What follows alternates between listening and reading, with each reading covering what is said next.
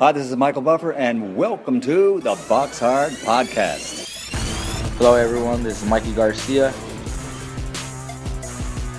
This the monster from the swamps, Regis Rougarou Program. Hey, what's up? This is King Carlos Molina, former IBF world champ. This is Michael, the Bounty Hunter, 2012 Olympian and your people's champ.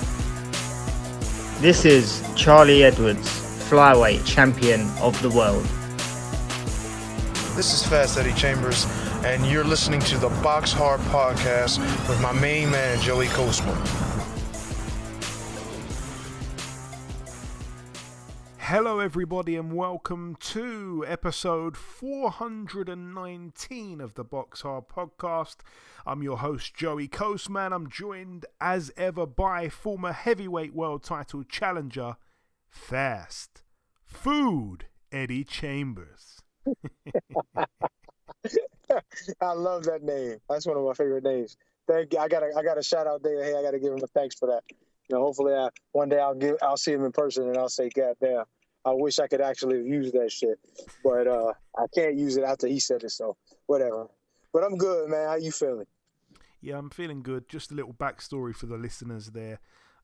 When Eddie was heavier, I think it's fair to say,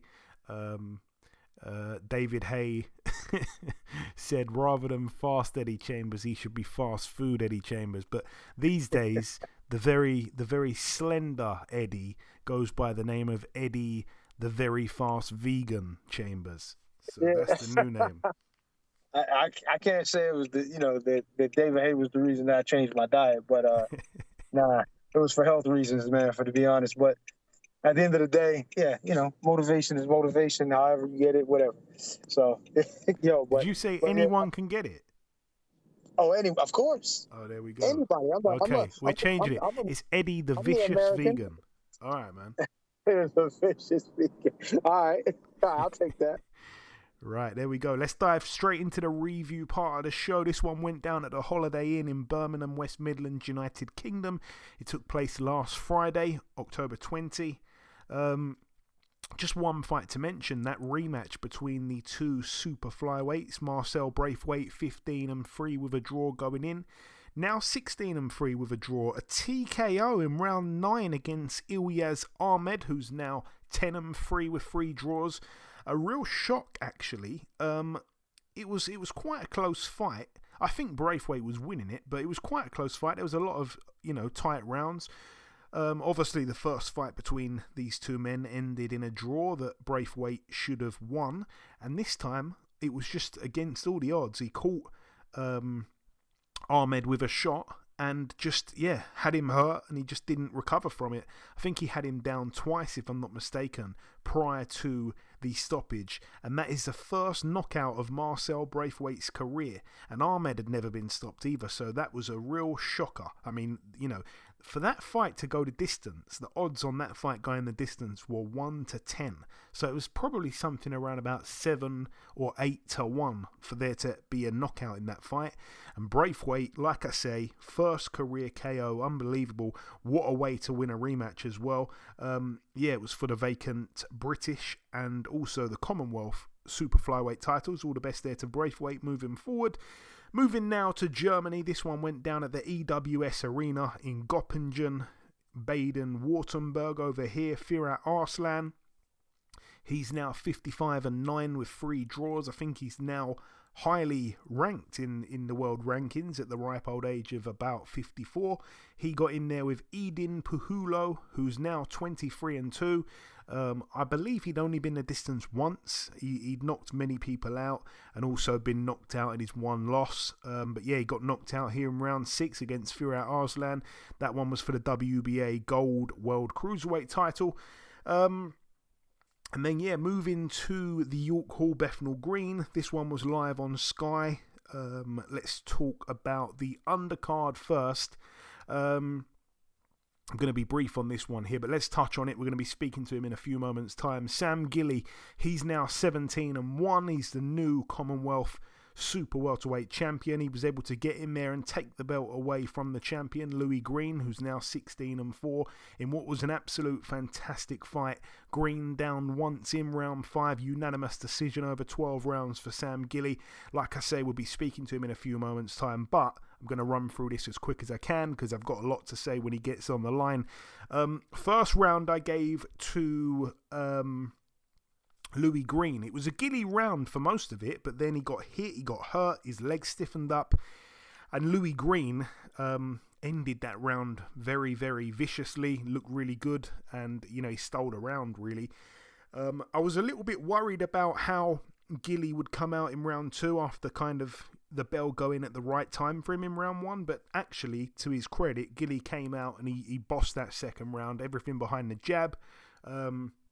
Gave him round 2, round 3, round 4. Then in round 5, that's when he managed to drop Greene with that peach of a left hook to the body. And that was 10-8 round there in the 5th round. I gave Sam Gilley the 6th round as well. Round 7, Gilley got hurt with about a minute to go in that round, and it was a big minute, man, and Gilley was starting to look dog-tired. Greene had been looking tired for many rounds. I gave Greene that 7th. It was another big round for him, and I just wasn't sure how Gilley would stay on his feet for another 5 rounds. Rounds 8 and 9 were Louis Greene rounds, and I felt that the tide was starting to really turn in his favour. And then Sam Gilley found a second wind, and Louis Greene was super tired. I think Greene landed like 1 shot in round 10, and that was it. So he lost the 10th. He ended up losing the 11th. And then he found something huge for round 12. He hurt Gilley several times in that final round, but Gilley managed to get through the fight. Unbelievable fight. True York Hall style classic, and one of the fights of the year, in my opinion. Certainly for York Hall, certainly for the small hall. You can't really call it small hall, can you? Because it was a Sky card. But, you know, for York Hall, I mean, there's always a ding-dong at York Hall, and this is going to go down with the best of them. But certainly, for me, contender for Fight of the Year. Really happy for Sam Gilley, obviously, friend of the show. My scorecard in the end, 115, 112. I think the scorecards from the judges were a little bit disgraceful, actually, because they were very wide for Sam Gilley.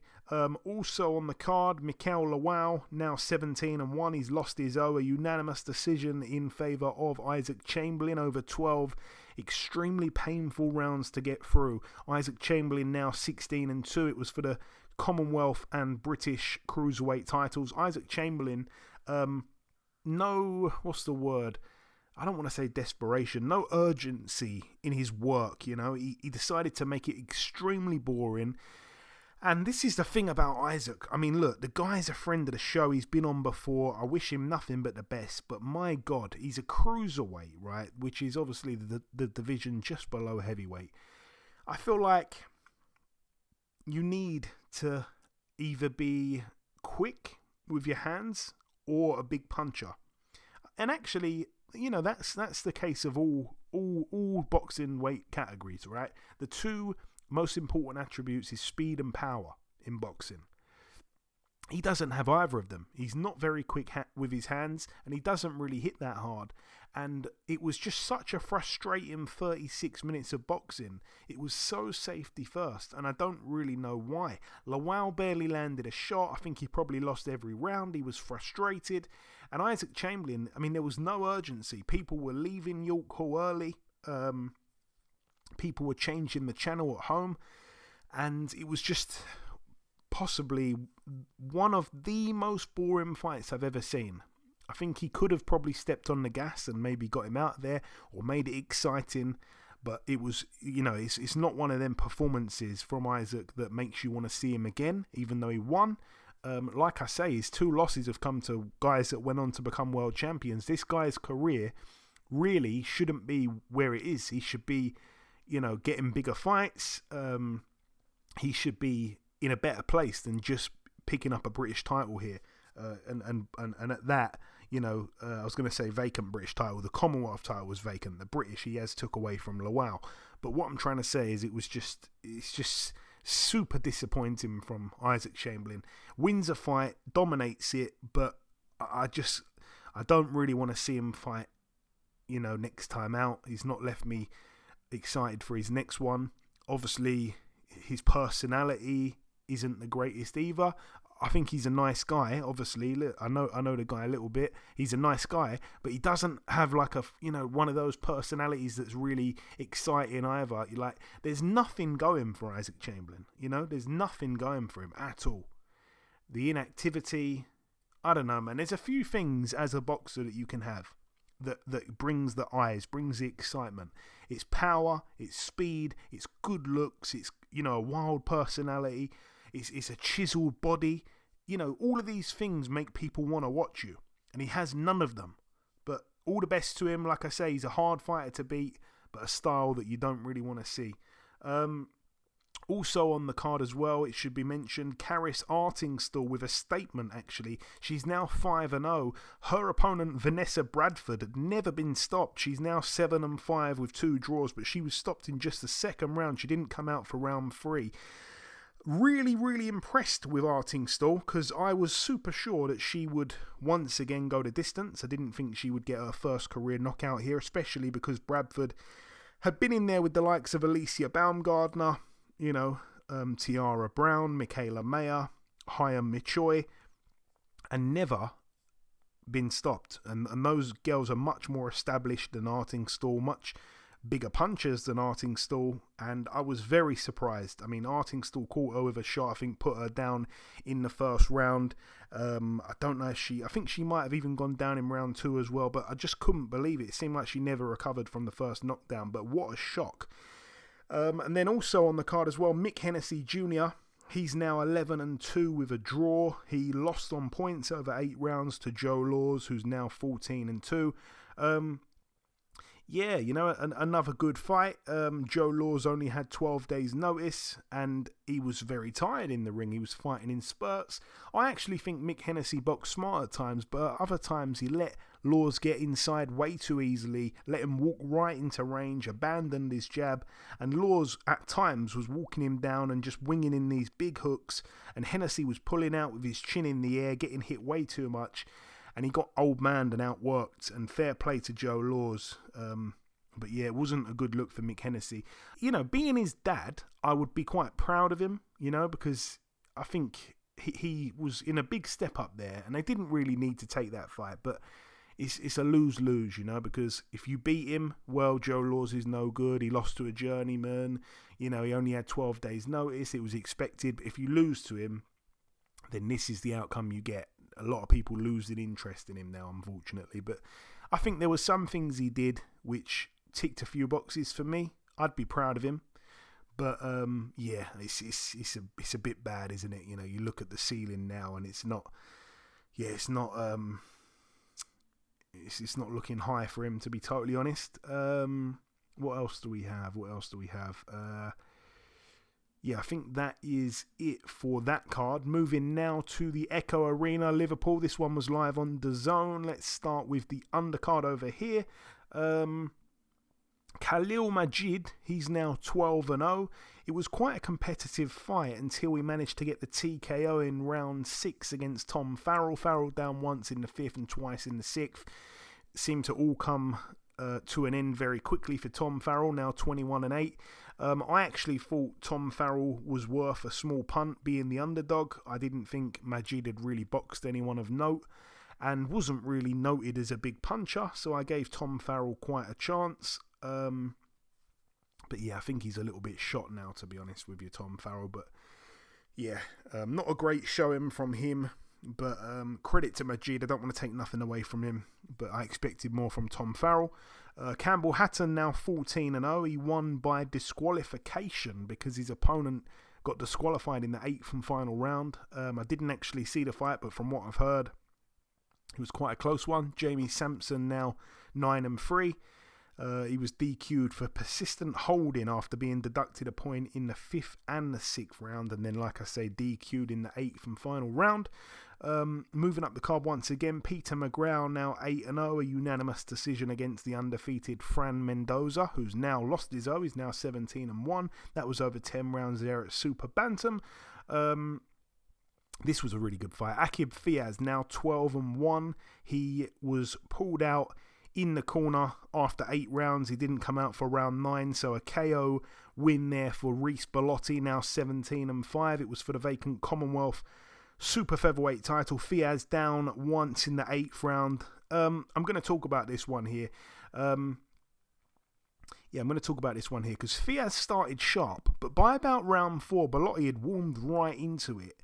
And I think Fiaz, I won't say slowed down, but I think Bellotti just warmed into it, and it sort of started to not even get into a rhythm, but he kind of adapted to Fiaz's style. He kind of, he got into range a little bit better, got through the shots, and he seemed to kind of get in the position that he wanted to be in, Reece Bellotti, by about round 4.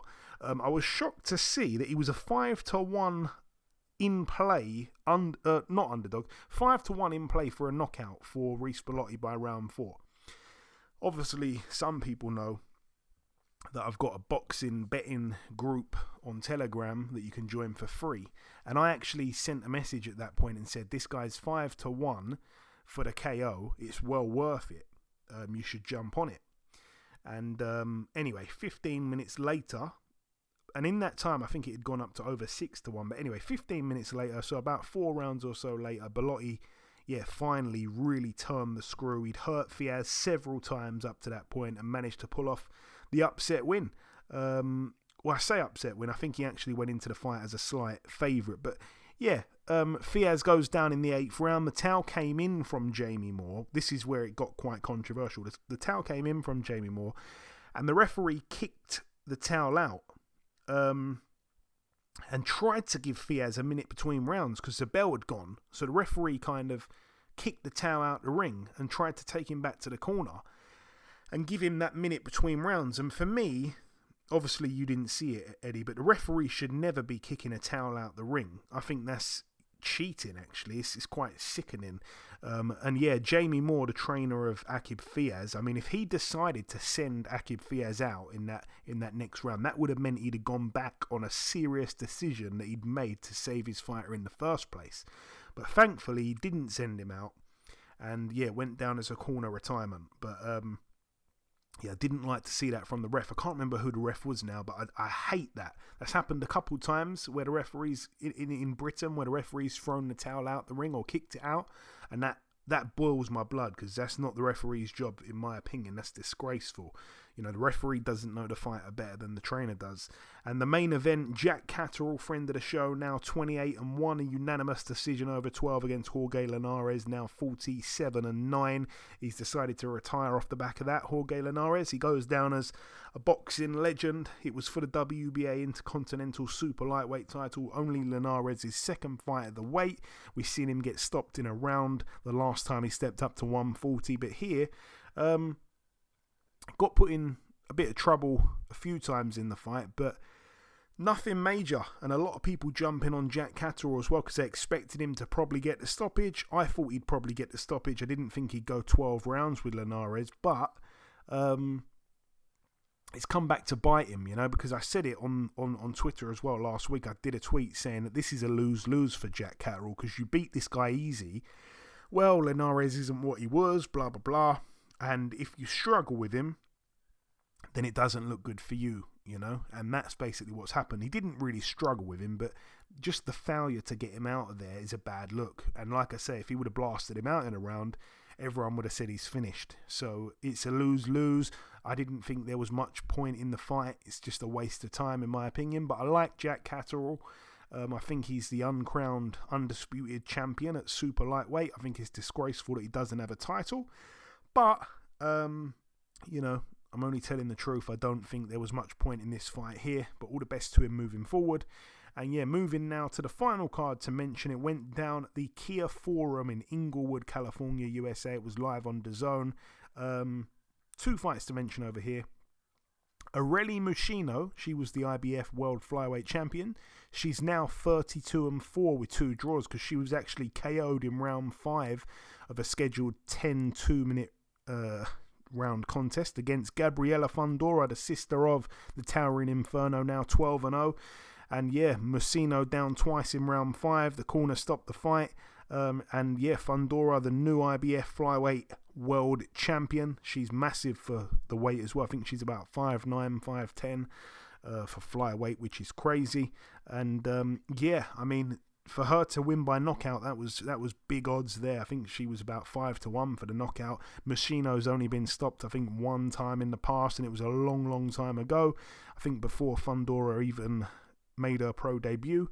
And yeah, statement made. I always thought she'd win because she showed such promise since turning pro, but I wasn't too sure she'd win by knockout. And yeah, credit to her for getting that, because that was a brilliant statement win.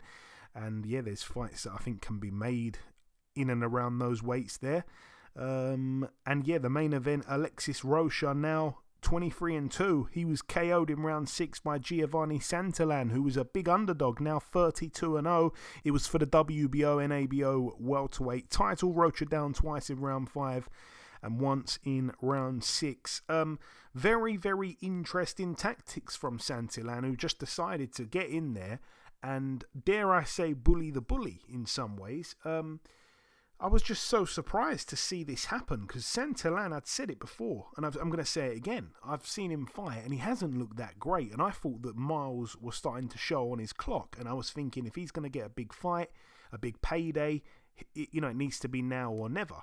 And he got in with Rocha here as the big underdog, and I thought, wow, he's got himself to 31-0, and he's going to give it all away against Alexis Rocha, and then he's going to go right to the back of the queue and probably struggle to build back up to this level. But yeah, he pulls off a big upset and got in there, showed no respect at all to Rocha, and made him look quite awful, actually. Such a shock. Like I say, just went head on with him and bullied him, just completely outgunned him. And yeah, that was tactics that probably Rocha wasn't expecting. I don't think the boxing world were expecting, but credit to Santillan, he's proved a lot of people wrong. And yeah, he certainly deserves a big fight now. I'm not sure what the big fight will be, because that's the problem at 147. There's just too many good fighters in the queue. But yeah, there's a lot of killers at that weight, so I don't know what the big fight will be, but he certainly deserves to get it for beating Rocha in this fashion. Eddie, I don't know if you saw anything at all from last week. If you didn't, then I'll just come in with, well, welcome this week's special guest. If you did, say your piece. I saw a very small amount of it, if any. I saw, bits and pieces of the highlights. I just didn't have a chance this weekend. Had a couple things happen and kind of set me off to where I wasn't able to see it. But yeah. I mean, from what I've seen, Santillan, he kind of went through him. You know what I mean? Exactly as you said. He put hands on him. A lot more than I would have expected from seeing Rocha when he fought Black Ops. Blair to Flair, and he took the flair out of him. But I was expecting Rocha to be a much do much more and be able to maybe even get a knockout in this. But man, boy, was I shocked. But hey, it happens. That's boxing. You know what I mean? And theater of the unexpected. Yeah, you can say that again. And there we go. That brings part 1 to a close. The final thing for me to do is to welcome this week's special guest. Ladies and gentlemen, please welcome the new Commonwealth Super-Welterweight champion. It is, of course, Mr. Sam Gilley. Sam, welcome back on the show, my man. Thanks for having me back on, mate. Hey, it's always a pleasure, Sam. So, wow, oh wow. I still can't believe the fight the other night. You become Commonwealth champion. You dethrone Louis Greene. Talk me through what will go down as a York Hall classic, Sam. Yeah, I mean, I've watched it back, and I don't actually remember it being like that. But yeah, it was a great fight, and Louis is a fantastic champion. Fair play to him, but yeah, I'm still hurting now. Like the next day, I could barely get out of bed, and yeah, I've only just started. I'm just getting like I can move freely a little bit more now. But yeah, for a couple of days, I've been in absolute pieces. But yeah, a fight that went down as a York Hall classic. Yeah, I mean, like I say, I was going to ask you as well if you watched it back. You said you did, which is really good. I just want to kind of briefly run through a few of the rounds. The first round, I thought you were on your way to winning that one until you got caught late on in the round. I think it's fair to say that the bell probably came at a good time just to get a little rest in.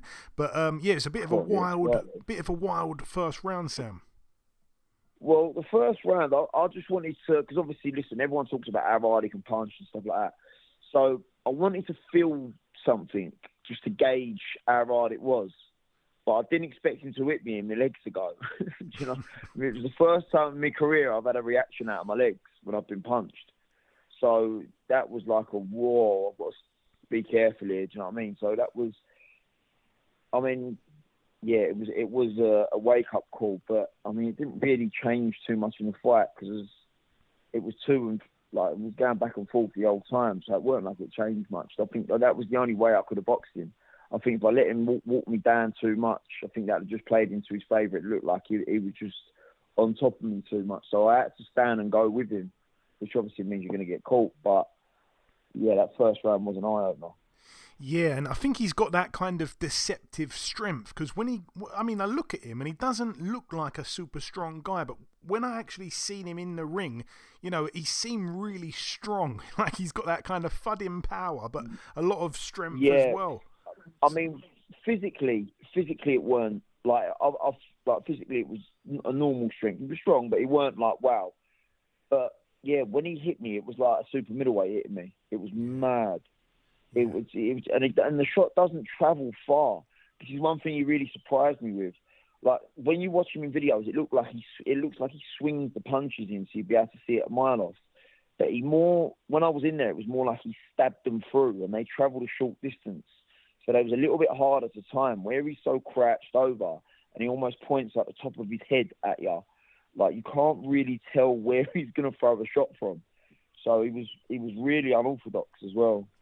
Yeah, no, for sure. And I was keeping my eyes on the in-play odds, and obviously you were the underdog going into the fight. But, yeah, when that shot landed in the first round, I think that, as you say, made your legs react. The bookies automatically expected, you know, Louis Greene to win by knockout. I think Sky interviewed some Louis Greene fans in the arena as well after that first round, and they were all saying, yeah, Greene knockout. I think they said round 8. I was a bit worried for you coming out in the second round, but to your credit, you boxed, I almost swore there, unbelievably good in the second round. Proper smart stuff behind the jab. I mean, I gave you rounds 2, 3, and 4, and then obviously that 10-8 round in round 5. I mean, yeah, that was the Ellis Corey special that we spoke about before the fight on WhatsApp. Yeah, it woke me up, basically, that first round. Do you know what I mean? It made me get straight on my game plan. And Rod's been saying to me the whole camp, listen, concentrate. You've got to be 100% focused, because if you have one little lapse in concentration, it can go horribly wrong. So that made me switch on to 110% from that moment. So it was, I mean, listen, it's a lesson learned, but like you say, it made me box perfectly to the game plan that Rod had set at up until that body shot, which, I mean, you see what that body shot done to Ellis Corey. And, I mean, Louis Greene just took a knee and got back up on 8, and I just thought, oh, my God, how have you got up? Yeah, but it was you who screamed instead of the opponent this time. yeah, do you know, honestly, I could. But when he was on his knee, he was still breathing. Yeah. So I was looking at him thinking, mate, you're going to get up. I thought, oh, my God. Like, I know how hard that shot is. And people said to me on the night, they said that shot echoed around the room. Like, it was so loud when it landed, because it landed so sweet. And he just took a knee and just got up on 8. I thought, oh, my God. But yeah, that was when the odds did a U-turn. Then you became the favourite in play. I gave you round 6 as well. So I thought you had a fantastic few rounds from round 2 to round 6. Round 7, though, the last minute of that fight, Greene really put the pressure on him. For me, took that round. I thought that Louis Greene had looked tired for ages by that point. But in the 7th was when I noticed that you seemed quite tired. I remember thinking, how is this fight possibly going to go the distance? Do you remember that 7th round quite well, Sam? Yeah, so what had happened at that point, I'd come off my boxing because of the knockdown. I was then loading up and trying to bang him out. Yeah. And obviously that tires you out a little bit more. And after the 7th, Rod got on me and he said, mate, he went, get back on your rhythm, stop trying to knock him out and box properly. He went, even almost have a rest round, just flick, move, get back to your boxing. And when I started to relax and started to get back into my rhythm, that was when I started picking up the rounds again. But round 7, I mean, I don't know whether it was the body shots that had like an effect, but if you watch the fight back, in his corner, I can't remember what round it was, his trainer said to him, how do you feel? And he said, I feel tired. Yeah. So, but obviously he does put a lot into his shots, do you know what I mean? But I was really surprised. I mean, it's the first time I've been 12 rounds, and I actually felt more comfortable doing the 12 than I've done in some 10 rounders. Yeah. So I felt really comfortable in there. And round 8 and 9 I gave to Greene, and I wrote on my notes at that point, I said the tide is starting to turn. Greene had gone back into favourite in play. Obviously in round 10, he barely threw a shot, and it seemed like you kind of got this second wind, and you definitely won 10 and 11. But do you know what? Maybe that was when Rod said, have a rest round, get back on your boxing. Maybe it was that one, because I remember after he told me that, I won a couple of rounds. Yeah. So I can't remember what round he told me, but it might have been then. But because he had 10 and 11. It was like he had it off. Yeah, he didn't really do a lot. And then in round 12, where did that come from? But that was what I was expecting, because I knew he was just going to go, because he'd had 10 and 11 off. I knew he was just going to go hell for leather in the last round, because by that point he'd let me rack up a few points, and I was really surprised he had them 2 championship rounds off. But then in them rounds where I was relaxing, I was thinking, listen, you've got to save a little bit for the 12th, because he's going to come out like a train. So I had to be wary, even when he weren't doing nothing. Do you know what I mean? Because I know that he's trying to put things in place for a couple of rounds' time. But yeah, there was a lot going on while I was in there.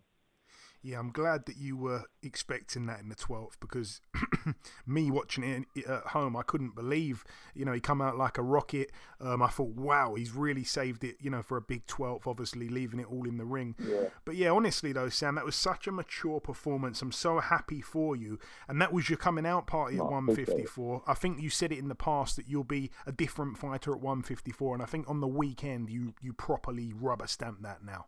Yeah. I mean, I feel like I've completely grown into the weight now. I've had a few of the English title and that was my first I've arrived as a proper solid fighter. Do you know what I mean? I'm ranked number 3 in the country now, number 17 in the world. So that, like you say, that is a coming out party fight, and like everyone at Sky, everyone at Boxer was really impressed, and they was over the moon with the fight. So yeah, it puts me on the map even more now. So I'm excited for what they'll have next for me. And also, you made reference to it a couple times already in this interview, but a massive shout out to Rod in the corner as well. I thought his advice was spot on whenever they had the microphone in the corner.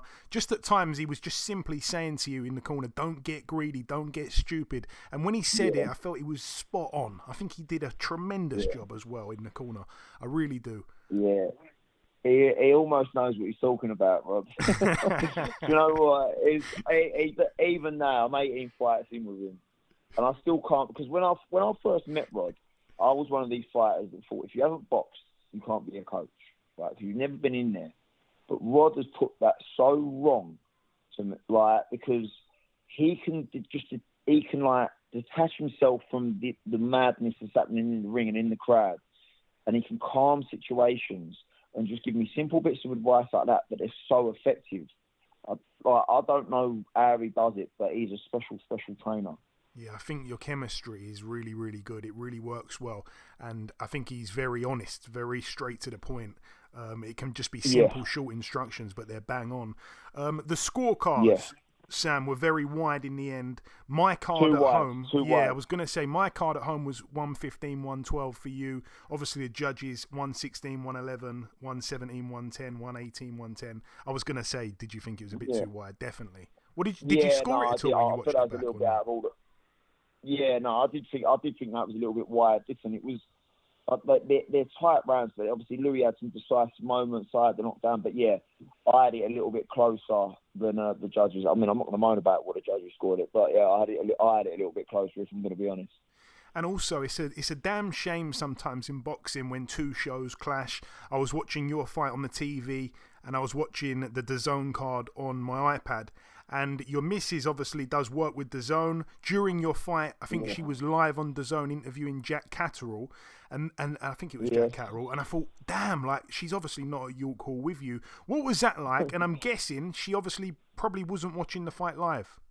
So she had the fight on in the first round. Then when I got buzzed, she panicked. She turned. So I think every time I had a bad round, she must have had the fight on. And then when I had a bad round, she'd turn it off. And then I'd put together like 2 or 3 good rounds. She missed all the good rounds, but watched all the bad ones. Please say she saw the knockdown. She was do you know what? I'm not sure whether she did. You know, but because because I told her not to watch it because I said, listen, you don't want it distracting you and your work because listen, her career's.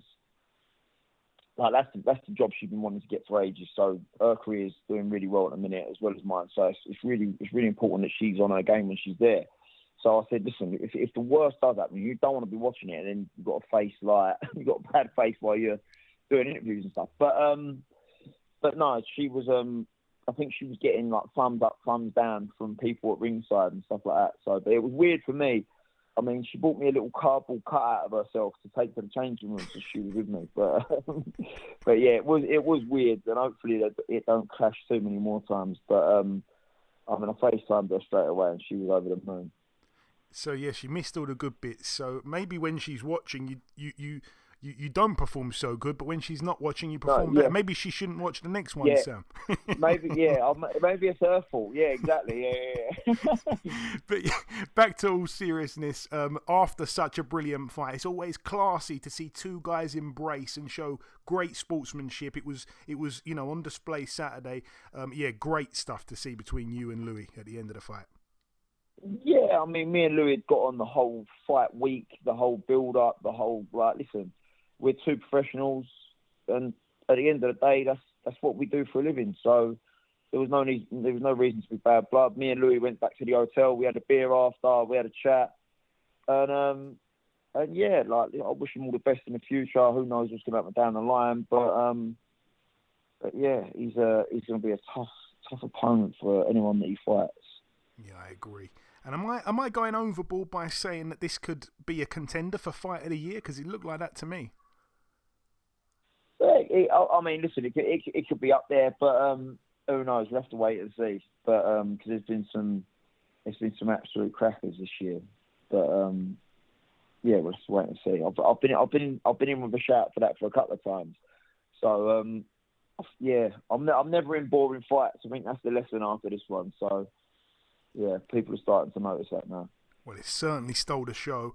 And I wanted to ask, obviously, it's very, very early, but what is next? What do you want to do? Obviously, you've got Samuel Antwi, the British champion. I don't know if you've got one eye on that. But yeah, what do you want to do? Yeah, no, I want the British, but somehow or another, Jack McGann's been slipped in as an opponent. So even though this was a final eliminator for a British, but... So I suppose I'm going to have to let them fight, and maybe I'll have a defence at the start of the year because I've just got to, like I say, obviously I'm in bits at the minute. So my hands are hurting, everything. So I need to let everything heal up, and then I can get back in the gym and hopefully get a defence in at the start of the year, and then fight the winner of that. But yeah, that's what if that becomes available next, I'll be jumping at that straight away. There we go. And just lastly, my last real question to you. A good fight that's been made in the division. I was going to say domestically, but actually no. But yeah, Kevin Agyarko against Troy Williamson. Decent little fight that, Sam. How'd you see that one going? I don't know. I don't know. I don't know what Troy's got left of the weight. That's my only problem. Listen, the best Troy Williamson beat, I believe, wins that, but it's all down to how much Troy can pull out of himself at the weight because he's a big lad. But I wish them both all the best and may the best man win. Yeah, should be a good one, like I say. And just finally, mate, before we let you go, if you've got any closing words just to the listeners, if you want to sign out with a little message, take it away, man. The floor's yours. No, just hope everyone has a nice Christmas and that, and I'll see you all again in the new year. There we go, short and sweet from the new Commonwealth Super-Welterweight champion. Listen, Sam, it's always a pleasure speaking with you. Congrats again on this amazing win. Thanks for your time, and we'll speak again soon. Cheers, mate. Top man. Okay, now it's time for part 2 on this week's show. This part, of course, the news part of the show. We're going to start here with this one. Chris Smith is set to defend his WBO Cruiserweight World title on December the 10th at home in Bournemouth. He gets in with Matthias Masternek, who is currently ranked number 5 in the world, and brings a 6-fight win streak into this fight here. It's going to be live on Sky Sports, obviously not pay-per-view. But yeah, interesting fight actually. Obviously Masternek, former European champion. He's actually ranked number 5 by the WBO, number 9 by the WBC. People will know him obviously for his fights in the past with the likes of Tony Bellew. And I actually thought that Masternek, when they announced this fight, because I'm not sure what's going on with Lawrence Okoli, that rematch don't seem to be happening for whatever reason. But when this fight was announced, I started to think, Masternek, he's finished now. And it took me back when I saw that 6-fight win streak, and I thought, well, who's he actually boxed in that time? And, there's been a couple of decent guys in there. He's took 2 fighters O's as well in that 6-fight win streak. And his last loss was 5 years ago on points to Junior Dorticos. It just reminded me how tough he is, He's only been stopped the one time, obviously lost on points to Tony Bellew, lost on a split decision to Johnny Muller, lost on a split decision to Yuri Kalenga. The only time he got stopped was in round 11 against Grigory Drozd back in the day. That was 10 years ago this month. So he's an extremely tough guy, and this will probably be a serious fight for Chris Smith. Not one he's going to win easy. Could be a big upset here. I'd like to see the odds. And the other piece of news, it's finally been announced, December the 26th, we're going to see Naoya Inoue step in the ring with Marlon Tapales. That's going to be going down there in an undisputed junior featherweight world title showdown. December the 26th, like I say, at Tokyo's Ariake Arena. It's going to be live on ESPN+. So that's a Boxing Day. So yeah, all the best there to Naoya. That's it for the news. Moving on now to the preview part. We're going to start here with a card that goes down tomorrow at the Carib Royale Orlando in Orlando, Florida, USA. It's going to be live on DAZN. One fight to mention, it's the main event. We're going to see Amanda Serrano, 45-2 with a draw here ready. She's defending her undisputed featherweight world titles, IBF, IBO, WBA, WBO. Actually, she's missing the WBC. I don't know what happened with that. But anyway, she gets in with Daniela Ramos, who's 12-2. The reason this is a talking point is because this is actually, Eddie, 12 3-minute rounds. The first time in history that 2 women will be boxing over 12 rounds, 3 minutes as well. So that's something that obviously Amanda Serrano's pushed for, and very happy to see it happen. Wait, what? Are you serious? Yes, sir. 12 threes? 12 threes. Oh, that's nice. I mean, we'll see how they do with it, but wow, that's a hell of a statement. I mean, it's giving them an opportunity now to really prove that, hey, I mean, we're women and everything, but as long as we're competing with each other, man, why not? And that's amazing. I'm happy to see them actually get the opportunity to prove. I mean, they already done, great things with boxing recently, and gotta say, Jake Paul's been right at the front of all of it. So you got to give him credit where it's due. But yeah, you know what I mean? It's good to see that this is actually going in this direction. I'm actually excited for him. Yeah, a lot of people now, very confident Serrano will get a stoppage here because she's got an extra 16 minutes of action. Obviously, it's not 10-2s, it's 12 threes. So yeah, but she gets in with a girl, like I say, Daniela Ramos, who's never been stopped in her 2 losses. They were on points to Katarina Fanders and Elam McCalled. Yeah, all the best there to Amanda. And moving now to this one, it goes down at the Polyforum Benito Juarez in Cancun, Mexico. Over here, it's going to be live on DAZN as well. Main event, Oshaki Foster, 20-2, defending his WBC World Super Featherweight title against Eduardo Hernandez Rocky, who is 34-1. Another really interesting fight. Could be a good clash of styles here, actually. I was happy for Foster when he became champion because he's had it the hard way. He had to come up, without a promoter, I think, or at least a major promoter for quite a while. Had to go over to Dubai for a tough fight. He was, I think, the underdog in that one, beat Yakubov, and then got the fight against Ray Vargas, and I want to say was the underdog there as well, and pulled off the win. First defense gets in with Eduardo Hernandez, who's 34-1 with 31 KOs. He's been knocked out in his sole loss as well, a first round loss to Roger Gutierrez just over 4 years ago now. But the crazy thing here, when you look at the statistics, obviously we know that Oshaki Foster's a really good boxer, but Eduardo Hernandez, I mean, he hasn't been past 5 rounds in... Well, actually, he's been 6 rounds. That's the furthest he's ever gone. He's gone 6 rounds twice, and that was 2 times he went the distance in his 4th and 6th pro fight.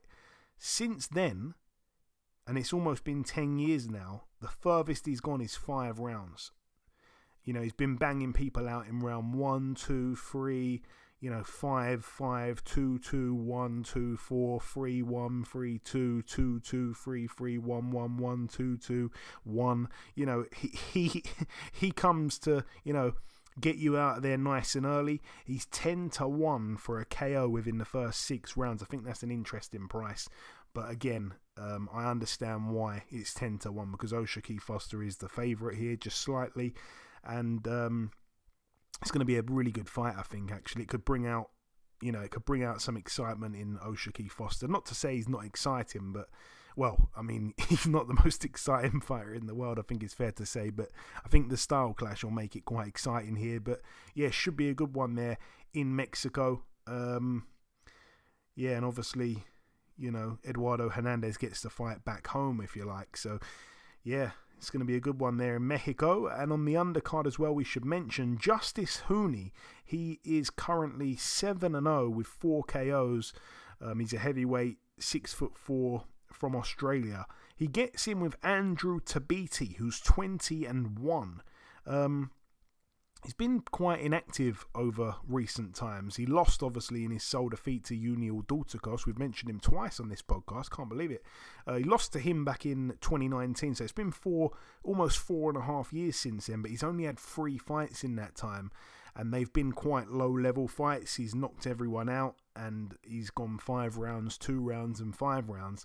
But he gets in here with Justice Hooney. Like I say, obviously he's moved up from cruiserweight to heavyweight.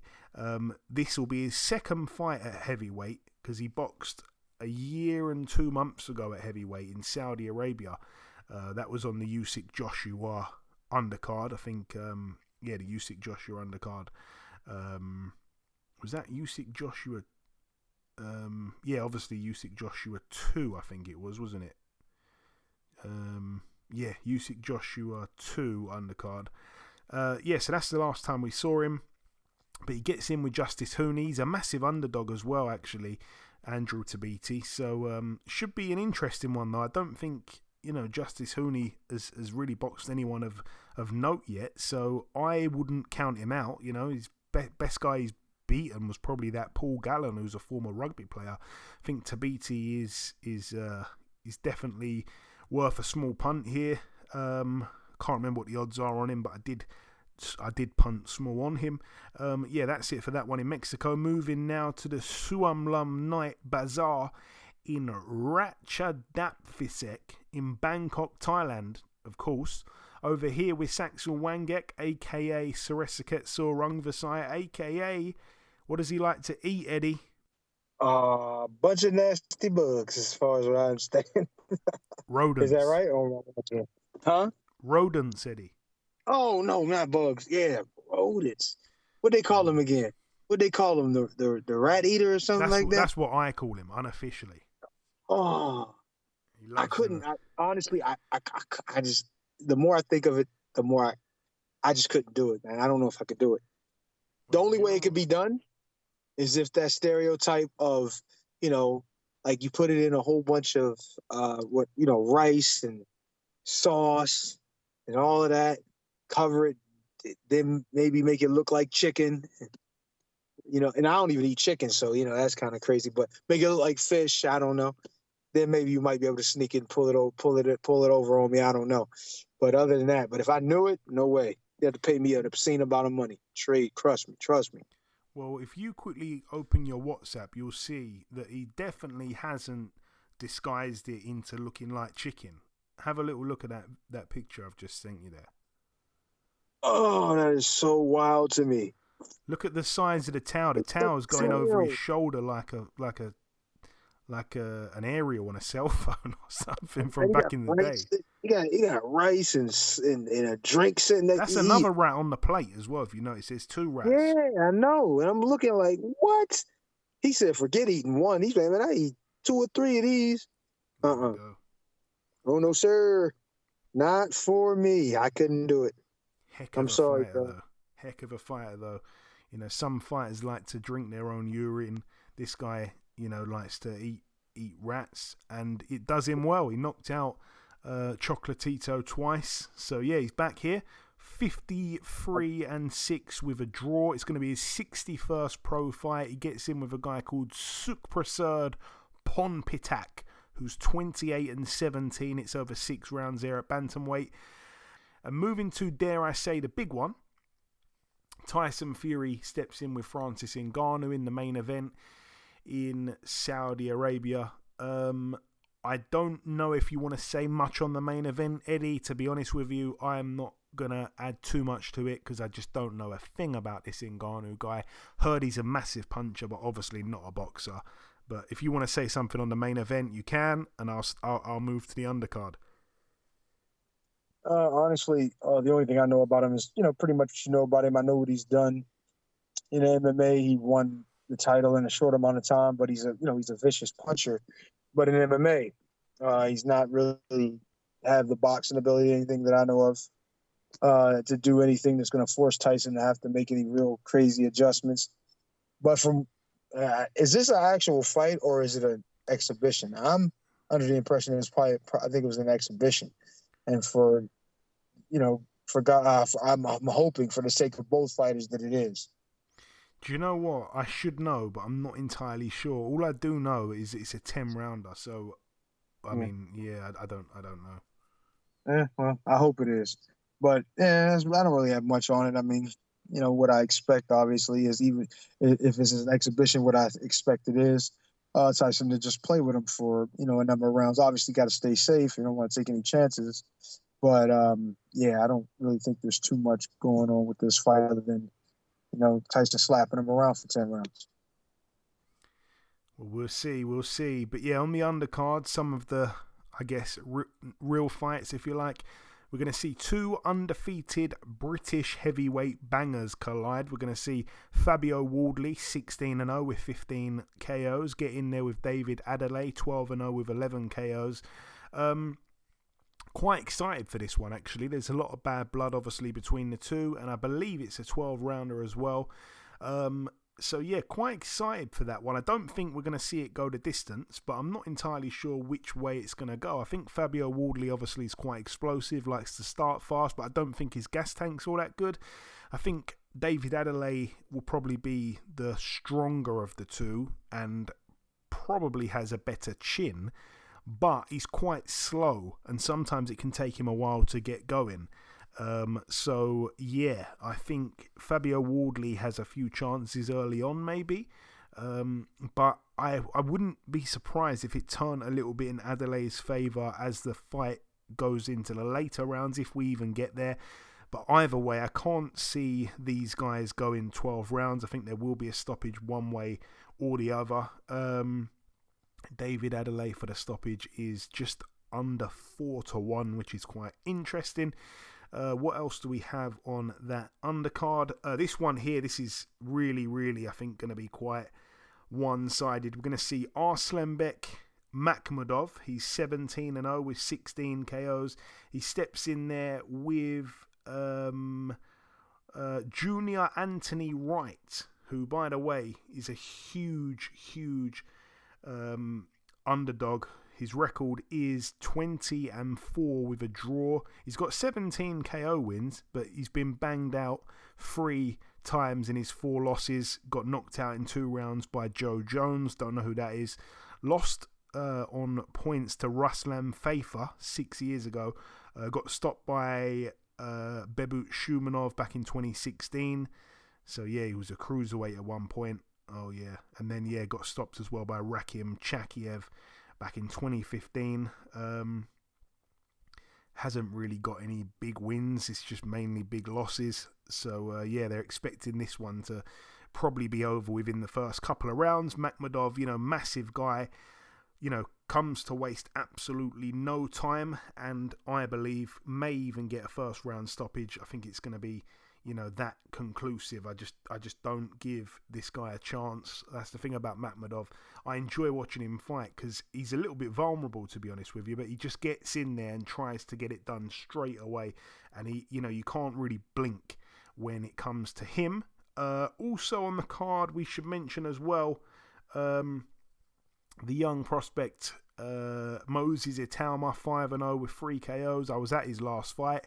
He got a first round knockout against Amin Bushetta. Here he gets in with Istvan Bernath, who is 10-1 with 8 KOs, 1 stoppage loss. He got knocked out in his last fight, actually, in round 4 by American journeyman Terrell Jamal Woods, who's one of the only, heavyweight journeyman out there. But, was able to knock out this guy here. So I'm expecting Moses Itauma to do the same, to be honest with you. I don't think he's going to have too much trouble with him. Also on the card as well, we've got to mention it.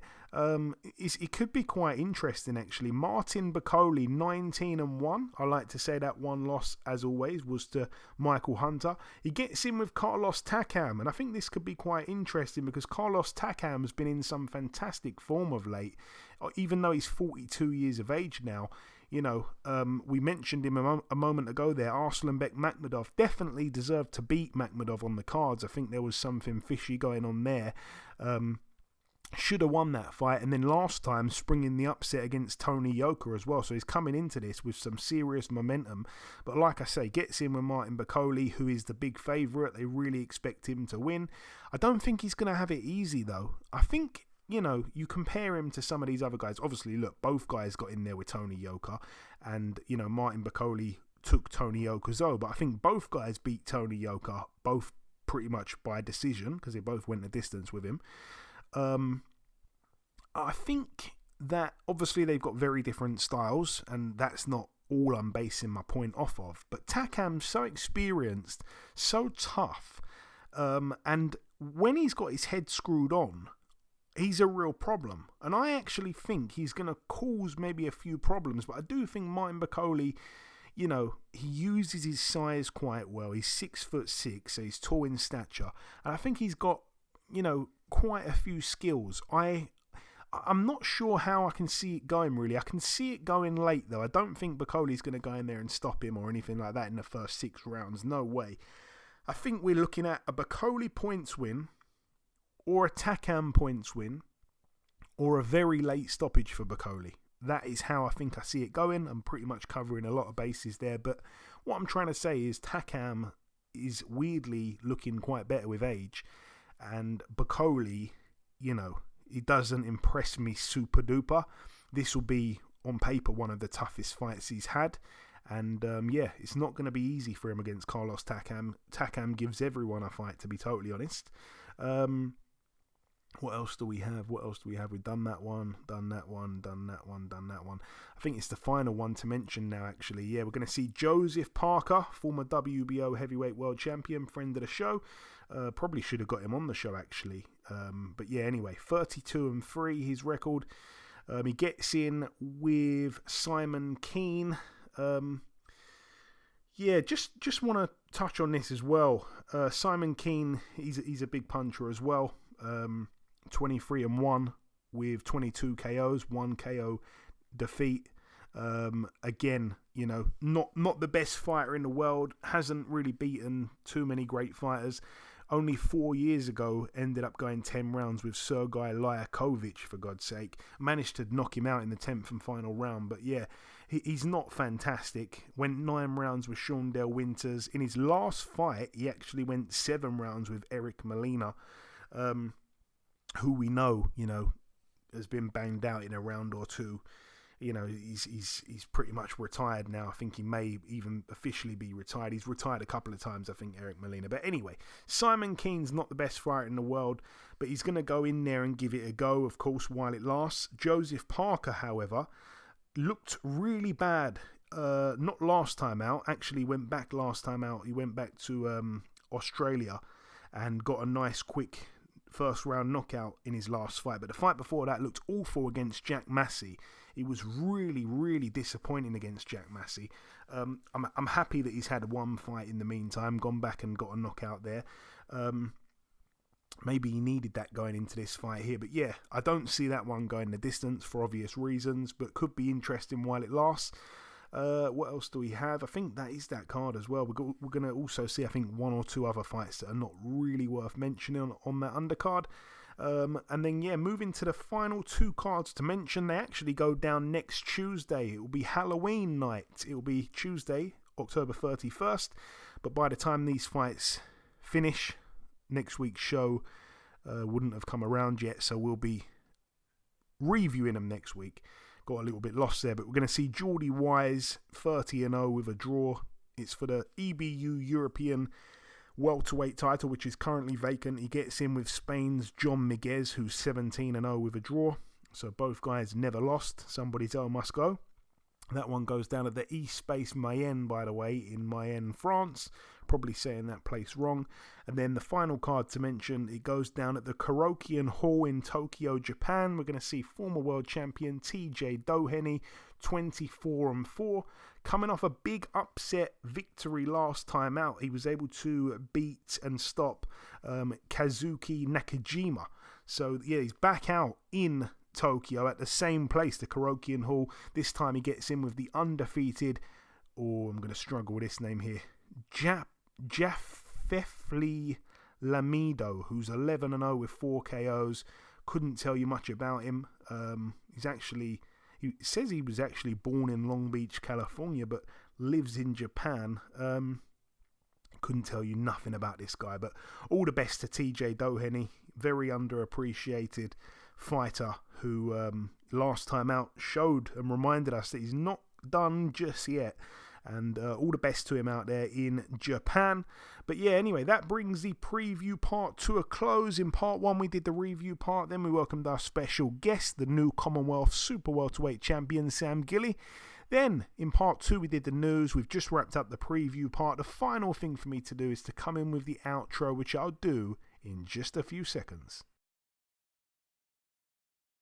Okay, and this wraps up episode 419 of the BoxHard Podcast. I've been your host, Joey Coastman. Eddie Chambers has been with me for the duration of the show. A huge shout out to this week's special guest, the new Commonwealth Super-Welterweight champion, Mr. Sam Gilley. Fantastic fight that he had on the weekend at York Hall, a real classic. The biggest thanks of all, though, goes out to you, the listeners. Thanks once again for tuning in. That's about everything, though, from myself. Enjoy your weekends, people. Stay safe, and we shall see you all again same time next week.